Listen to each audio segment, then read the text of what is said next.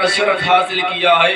ذالک الکتاب لا ریب فیہ، اس کا معنی، اس کا ترجمہ سن لیجئے۔ اس کا معنی ہے کہ یہ وہ کتاب ہے جس میں شک اور شبہ کی کوئی گنجائش نہیں ہے۔ اب تھوڑا سا اپنے ذہن کو کروٹ لیتا ہوں اور لینے کے بعد قرآن کی بارگاہ میں جاتا ہوں اور قرآن سے سوال کرتا ہوں، اے قرآن بتا، تو مکے میں نازل ہوا میرے پیغمبر پر، اے قرآن تو نازل ہوا مدینے میں میرے مصطفیٰ پر، لیکن اے قرآن ذرا یہ بتاؤ، جس زمانے میں جس وقت تو نازل ہوا تھا تو سیٹلائٹ کا زمانہ نہیں تھا، انٹرنیٹ کا دور نہیں تھا، اے قرآن یہ بتاؤ، تو نازل ہوا مکے میں مصطفیٰ پر، تو بتاؤ اس زمانے میں نیٹ کا کنیکشن نہیں تھا، انٹرنیٹ کا زمانہ نہیں تھا، لیکن اے قرآن بتاؤ، تو اتنی تیزی سے پورے ہندوستان ہی کیا بلکہ پورے دنیا میں کیسے چھا گیا؟ قرآن جواب دیتا ہے، اگر میں سیٹلائٹ کے ذریعے سے چلا ہوتا تو امریکہ کا یہودی پیچھا کیا ہوتا،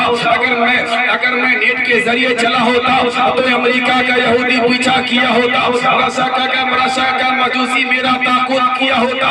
میں نے پوچھا قرآن پھر تو چلا تو کیسے چلا؟ قرآن کہتا ہے میں خبر کے ذریعے نہیں چلا۔ میں نے پوچھا کیوں؟ قرآن جواب دیتا ہے اگر خبر کے ذریعے چلا ہوتا تو بھارت کہاں پینٹ والا مجھے توڑ موڑ دیا ہوتا۔ میں نے پوچھا قرآن پھر تو چلا تو کیسے چلا؟ کس شان سے چلا؟ قرآن جواب دیتا ہے نہ میں کسی .com کے ذریعے چلا، نہ انٹرنیٹ کے ذریعے چلا، نہ خبر کے ذریعے چلا۔ میں نے پوچھا قرآن پھر تو پوری دنیا میں کیسے چھا گیا؟ قرآن جواب دیتا ہے نیٹ کے ذریعے نہیں چھایا، اگر پوری دنیا میں پھیلا ہو تو ایک حافظ قرآن کے ذریعے پوری دنیا میں پھیل گیا۔ سبحان اللہ، سبحان اللہ۔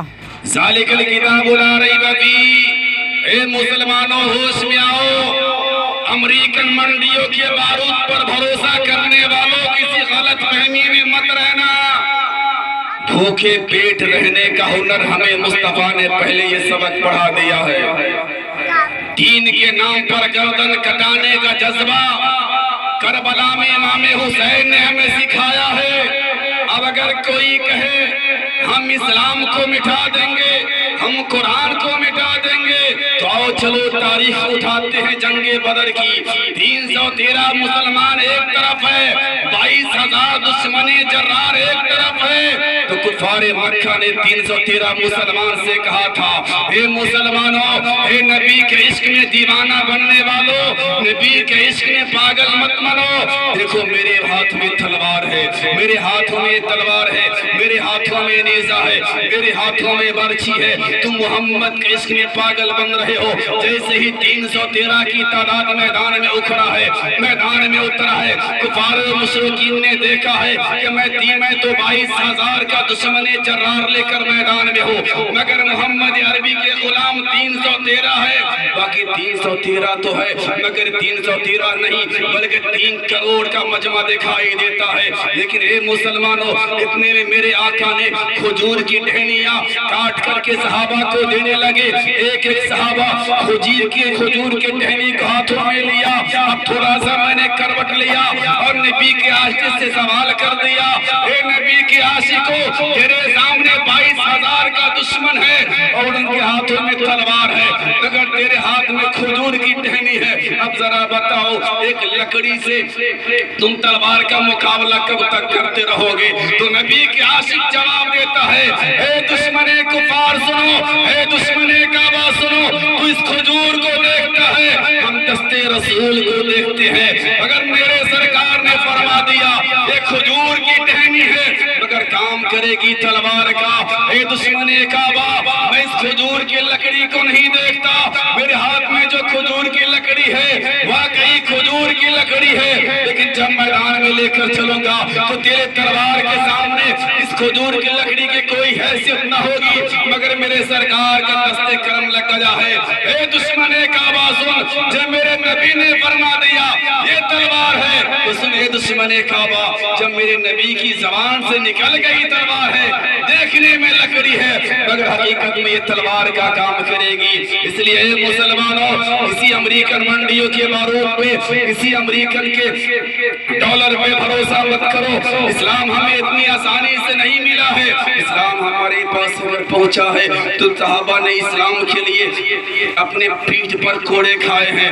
اسلام اتنی آسانی سے ہمیں نہیں ملا ہے۔ اسلام کے لیے، اسلام کو پوری دنیا کے اندر پھیلانے کے لیے آپ تاریخ پڑھے ہیں اور تاریخ سنے ہیں، نہ جانے پہلے کے زمانے کے ہمارے صحابہ کے اوپر، مصطفیٰ کے دیوانوں کے اوپر نہ جانے کتنی کڑی مصیبتوں کو جھیلنا پڑا ہے۔ یہیں تک نہیں، مکہ کی سرزمین ہے، میرے سرکار محمد عربی صلی اللہ علیہ وآلہ وسلم جب تبلیغ اسلام، جب اعلان نبوت کے بعد جب اسلام کا اعلان کرنا شروع کیا، قرآن کی دعوت لوگوں کو دینا شروع کیا ہے، کسی مکہ میں نبی کے خاندان سے نکلنے والا ایک دشمن ہے جس کو دنیا ابو جہل کے نام سے جانتی ہے، یہ نبی کے خاندان سے ہے۔ لیکن اے مسلمانوں، اللہ تعالیٰ نے ہر ایک انسان کے نصیب میں ایمان کو نہیں لکھا ہے۔ اگر وہ کچھ لوگ تو ایسے تھے زمانے میں کہ نبی کو دیکھا مگر ایمان نہیں لایا، مگر نبی کا عشق دیکھو، بلال حبشی کو دیکھو، اب ایسے کرنے کو دیکھو، کرن میں اب ایسے کرنی ہے، مصطفیٰ کو دیکھا نہیں ہے، سیرت مصطفیٰ سنا تو نبی پر ایمان لے آیا، نبی کا عاشق بن گیا۔ لیکن اے مسلمانوں، اسی مکہ کی سرزمین پر میرے آقا اعلان فرماتے ہیں، تبلیغ اسلام فرماتے ہیں، اسی مکہ کی سرزمین پر جب میرے سرکار اعلان فرماتے ہیں تو مکہ کی سرزمین کا جو سب سے بڑا دشمن تھا اس زمانے میں، عتبہ شیبہ، ابو جہل مردود، انہوں نے مکہ کے گلی گلی میں گھوم کر اعلان کر دیا، اے لوگوں، اگر آج کے بعد سے اگر کوئی محمد کے دین میں داخل ہو جائے گا، کوئی محمد کا کلمہ پڑھ لے گا، کوئی محمد کی صورت کو دیکھ لے گا، کوئی محمد کے جلوے کو دیکھ لے گا، ہم اس کے گھر کو جلا دیں گے۔ ابو جہل نے اعلان کیا ہے، میرے آقا صلی اللہ علیہ وسلم کی شان کا عالم یہ تھا کہ جس کے گھر کے گلی سے میرے نبی گزر جاتے تھے، جس کا چہرہ میرے سرکار کے چہرے پہ پڑ جاتا تھا، اسے کچھ کہنے کی ضرورت نہیں پڑتی، چہرہ دیکھ کر کے مسلمان ہو جاتا تھا۔ یہ عالم تھا میرے سرکار کا، تو ابو جہل نے اعلان کر دیا ہے، اے لوگوں، آج کے بعد جو محمد کا چہرہ دیکھے کر مسلمان بنے گا، ہم اس کے گھر کو جلا دیں گے، ہم اسے بے انتہا تکلیف دیں گے، ہم اسے ماریں گے۔ لیکن آؤ مسلمانوں، اسی مکہ کی سرزمین پر ہے جب یہ بات، یہ خبر ایک غریب خاتون کے نکان کے پردے سے ٹکرائی ہے اور ایک بوڑھی خاتون کے کان میں ٹکرائی کہ مکہ میں کوئی جادوگر نام کا جادوگر انسان پیدا ہوا ہے جس کے ڈر سے پورے مکے کا ماحول درہم برہم ہو چکا ہے، جس کا عالم یہ ہے کہ جو اس کو دیکھ لیتا ہے وہ اسی کا ہو جاتا ہے۔ مکہ کی سرزمین پر وہ بڑھیا اپنی گٹھڑی کو باندھتی ہے، باندھنے کے بعد سوچتی ہے نہ میں مکہ میں رہوں گی، نہ محمد کا نام لوں گی، نہ محمد کا نام سنوں گی، نہ محمد کا چہرہ دیکھوں گی، نہ محمد میرے سامنے آئے گا، نہ میں مسلمان ہوں گی، نہ میں مسلمان ہوں گی۔ اگر میں مسلمان ہو گئی ابو جہل میرے گھر کو جلا دے گا، اگر مسلمان ہو گئی ابو جہل مجھے مارے گا، اب میں مسلمان ہو گئی ابو جہل مجھے تکلیف دے گا۔ اس ڈر سے وہ بوڑھی خاتون شہر مکہ کو چھوڑی ہے، ایک گٹھڑی باندھ کر ایک چوراہے پہ آ کے بیٹھ جاتی ہے۔ اب اس بوڑھی خاتون کو ایک مزدور کی تلاش ہے، کوئی مزدور ملے گا اس گٹھڑی کو اٹھا کر میری منزل تک پہنچا دے گا۔ اتنے میں بوڑھی کی نظر کیا دیکھتی ہے، ایک حسین و جمیل خوبصورت نوجوان میری نگاہ کے سامنے کھڑا ہے۔ وہ نوجوان جب میری نگاہ کے سامنے کھڑا تھا، یہ بوڑھی اس نوجوان کو اشارہ کرتی ہے، جوان قریب آتا ہے، آنے کے بعد بول پڑا، اے بوڑھی ماں بتا آخر بات کیا ہے، کس وجہ سے تو نے مجھے بلایا ہے؟ وہ بوڑھی خاتون کہتی ہے بیٹا میں غریب انسان ہوں، بیٹا میرے پاس نہ کوئی اولاد ہے، بیٹا میں نے بولا ماں آخر بات کیا ہے؟ وہ بوڑھی کہتی ہے بیٹا مکہ میں ایک محمد نام کا انسان جنم لیا ہے اور وہ کہتا ہے کہ میں اللہ کا رسول ہوں، لیکن یہ بیٹا وہ بہت بڑا جادوگر ہے، اگر اشارہ زمین پہ رہ کر اشارہ آسمان پہ کرتا ہے تو ان کے اشارے سے چاند دو ٹکڑا ہو جاتا ہے۔ یہ بیٹا اتنا بڑا پاورفل ہے کہ زمین پہ رہتا ہے، اشارہ آسمان پہ کرتا ہے، ڈوبے سورج کو پلٹا دیتا ہے۔ یہ بیٹا اس کے عالم تو یہ ہے جو اس کا دیکھ لیتا ہے وہ اسی کا ہو جاتا ہے۔ اتنا بڑا جادوگر مکے میں آیا ہے کہ جو اس کا ایک بار چہرہ دیکھ لیتا ہے وہ اس کا عاشق بن جاتا ہے، اس کا دیوانہ بن جاتا ہے۔ اب وہ جوان بول پڑا ماں یہ ساری بات ہمیں کیوں क्यों बता रही हो? तो वो बुढ़िया कहती है बेटा ये मेरी गठरी है, इसको उठाकर मेरे सर पे रख दो और मैं मक्का को छोड़कर मक्का से बाहर जाना चाहती हूँ। तो नौजवान बोल पड़ा, ए बूढ़ी माँ अगर ये गठरी तो भारी है, तुम लेकर जा नहीं पाओगी, काश तेरे गठरी को अपने सर पे मैं रख लेता और तेरी मंजिल तक मैं पहुँचा देता, अगर तुझे एतराज न हो। अब वो बूढ़ी कहती है बेटा ये तो और आसान है, चल मेरी गठरी को उठाकर मेरी मंजिल तक पहुँचा दे। अब वो नौजवान गठरी को अपने सर पे लेता है, आगे आगे जवान जा रहा है, पीछे पीछे बुढ़िया जा रही है। जब वो मंजिल आ जाती है, जब वो जगह आ जाती है, जवान गठरी को नीचे उतारता है।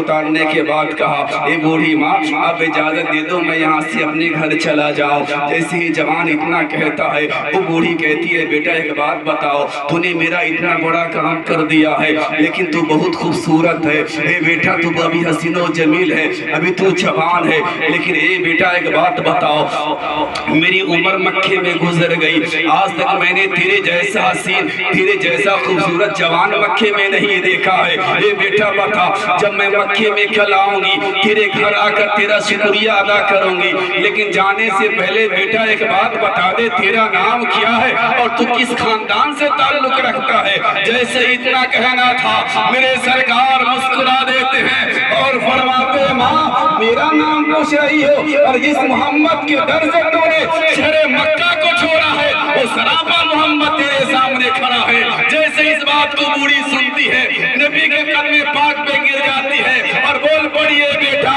मैं ऐलान करती हूँ वाकई तो अल्लाह का पैगंबर है, अल्लाह का रसूल है, मैं ये तस्दीक करती हूँ और ये कलमा पढ़ती हूँ अशहदु अल्ला इलाहा इल्लल्लाह व अशहदु अन्ना मुहम्मदन अब्दुहु व रसूलुहु। ए बेटा मैं गवाही देती हूँ, मैं 75 साल की हो चुकी हूँ, मैं गवाही देती हूँ कि तू कोई और नहीं, सच में तू अल्लाह का रसूल है और अल्लाह का पैगंबर मुझे लगता है। सुभान अल्लाह सुभान। लेकिन ए बेटा अब तो मैं मक्का से तेरे डर से भागी थी, अब तो मैं तेरी इतनी आशिक हो गई कि अब तेरे बगैर यहाँ रहना भी मुझे मुश्किल पड़ जाएगा।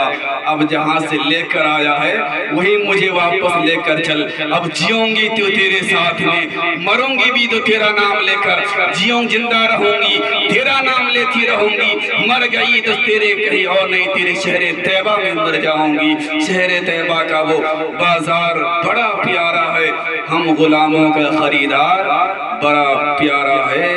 प्यासे रहोगे साकी कौसर को छोड़कर, पी जाओ चाहे साथ समंदर निचोड़कर। कितना बुलंद हो गया मिट्टी का आदमी, रिश्ता रसूल पाक के कदमों से जोड़कर।